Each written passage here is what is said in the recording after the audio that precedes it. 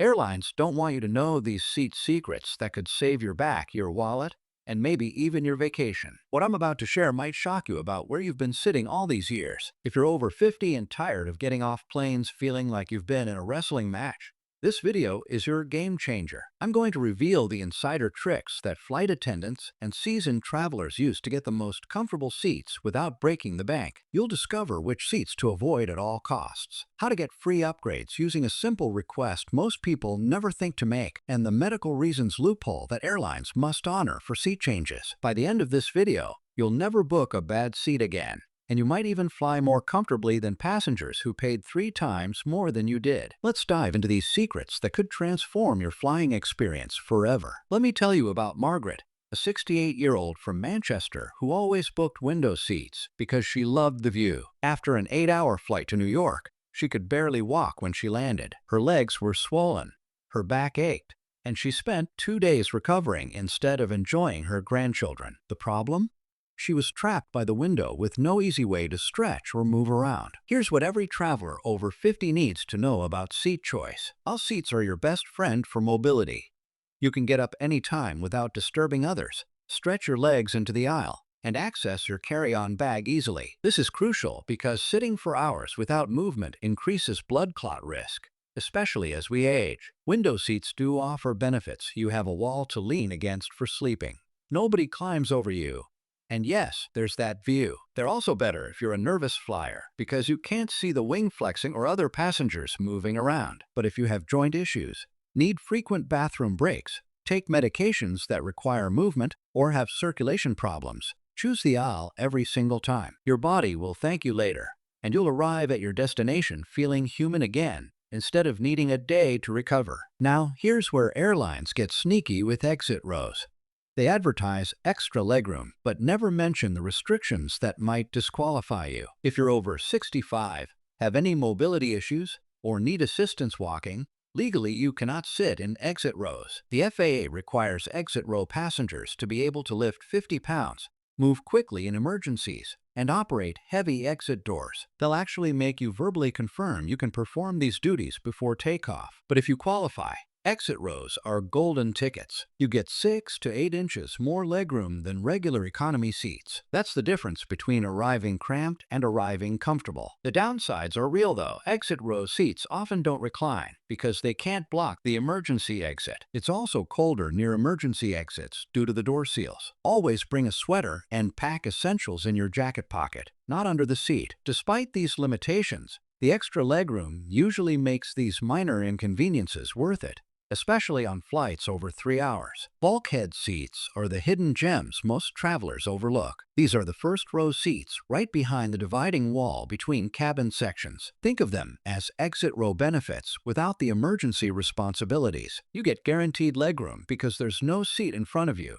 Nobody can recline into your space, and you're often first off the plane. Here's what airlines don't advertise about bulkheads. They're perfect for travelers with leg braces, walking aids, or anyone who needs extra space to get comfortable. The wall gives you something to brace against when standing up, which is helpful if you have knee or hip issues. Many bulkhead seats also have slightly more width because they don't need to align with seats ahead. On international flights, bulkheads frequently offer more privacy and easier access to lavatories. For travelers with claustrophobia, having that open space in front instead of someone's seat back can make a huge psychological difference during long flights. This is the game changer most people never use.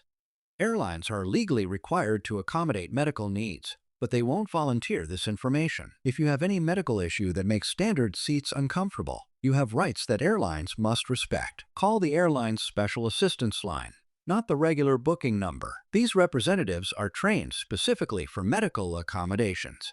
Explain your medical condition and why you need a specific type of seat. You don't need a doctor's note for most requests, just a clear explanation of how your condition affects your ability to sit in standard seating. Use phrases like medical accommodation and disability-related seating need. These are legal terms that trigger airline protocols. They must document your request and provide suitable seating at no extra charge. I've seen travelers get free upgrades to premium economy or business class simply because their medical needs couldn't be met in regular coach. One gentleman with severe arthritis got moved to business class because he needed an aisle seat with extra legroom, and coach was full. The airline legally had to accommodate him somewhere. The key is calling at least 48 hours before your flight and being specific about what you need: all access for mobility, extra legroom for leg braces, or seats away from service animals if you have allergies. Document everything with confirmation numbers and representative names. Let me share the upgrade strategies that actually work,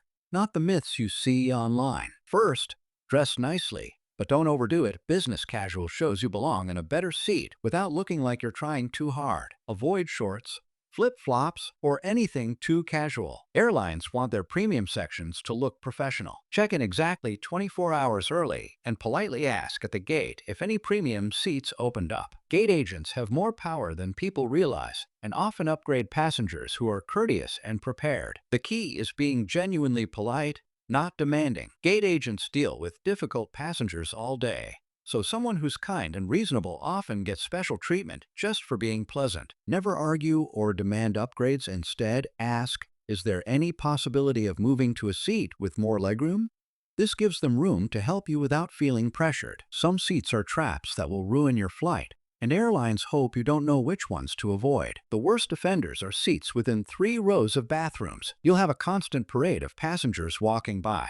The smell can be overwhelming, and bathroom doors slam shut hundreds of times during long flights. The noise alone will keep you awake on overnight flights. Galley seats are equally problematic. Flight attendants start meal service preparation hours before serving, which means clanging metal, running water, and constant chatter right beside your seat. On red-eye flights, they'll be preparing breakfast while you're trying to sleep. The galley lights stay on all night, seeping into your seating area. Here's how to spot these problem seats when booking. Pull up the aircraft seat map and look for the airplane icons showing bathrooms and galley locations. Count 3 rows in each direction from bathrooms and avoid those completely. For galleys, avoid any seat that shares a wall with the kitchen area. The very last row is another trap.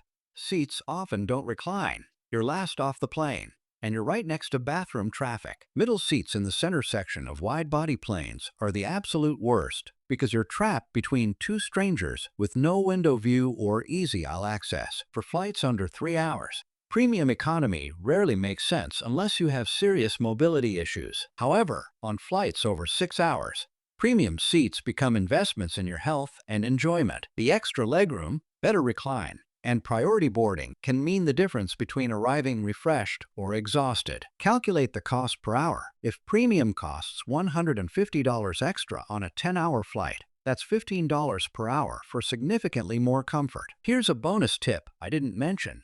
If you're traveling with a companion, book the aisle and window seats in a 3-seat row. Most people avoid middle seats, so you'll likely have the whole row to yourselves. And if someone does book the middle, they'll happily switch to give you 2 seats together. If you found these insider secrets helpful, hit that like button and subscribe for more travel tips that airlines don't want you to know.